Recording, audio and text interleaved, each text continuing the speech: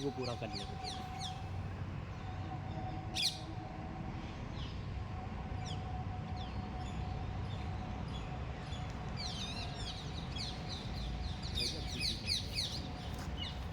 Hello guys, तो आप लोग देख सकते हैं कि इस टाइम हम लोग दिलकुशा कोठी में हैं।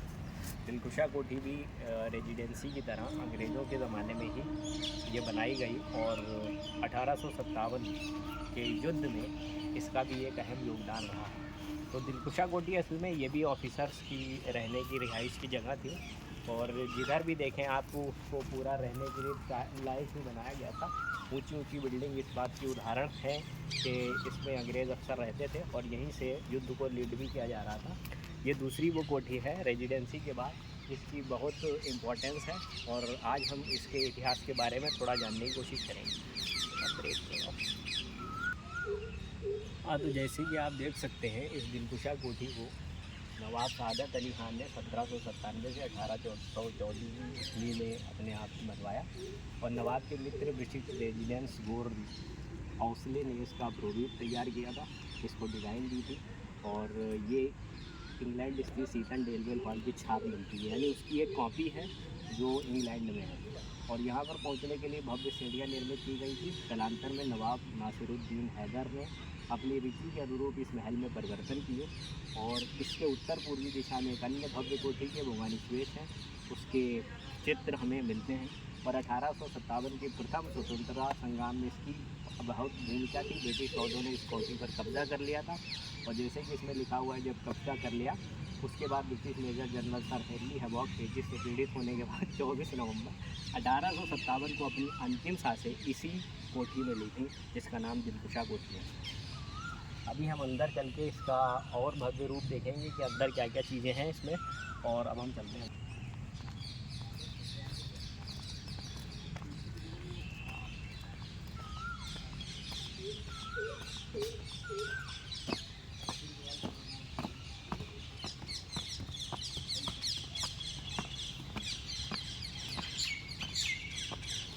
अंदर जाने के सारे रास्ते ब्लॉक होंगे।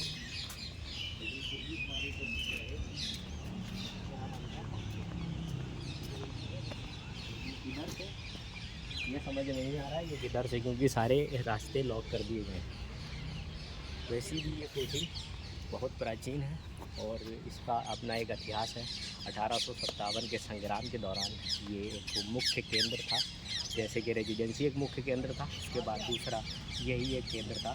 और इसकी जो शैली है वो ब्रिटिश शैली से भी प्रेरित है और यहाँ के नवाबीन ने भी इसमें अपना कुछ अंश जोड़े हैं। स्टार्ट।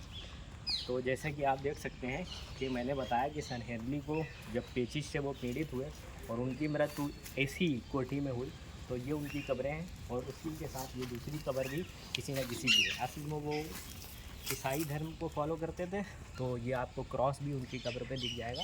ये उसी ब्रिटिश ऑफिसर की कब्र है और यहाँ का पार्क जो बनाया गया है वो उसी शैली पर बनाया गया है। दूर दूर तक भव्यता इसमें आप देख सकते हैं। और ये कोठी की भव्यता है ये कि इसके अभी दरवाजे खुले नहीं हैं, तो हम अंदर किसी भी तरीके से जा नहीं पा रहे हैं।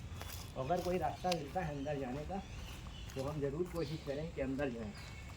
ये दरवाज़ा तो है लेकिन इसको लॉक कर दिया गया है ताकि हम अंदर का आपको नक्शा दिखा पाएँ। और ये कोठी का बिल्कुल पीछे का प्रारूप है और इसको देखने से ही इसकी भव्यता हमें पता लग रही है कि ये कोठी कितनी ऊंची बनाई गई है। और यहाँ पर हम देख सकते हैं कि पीछे पीछे क्या क्या चीज़ें चल रही हैं और वो चीज़ें हमें इसकी भव्यता की एक झलक दिखाती हैं।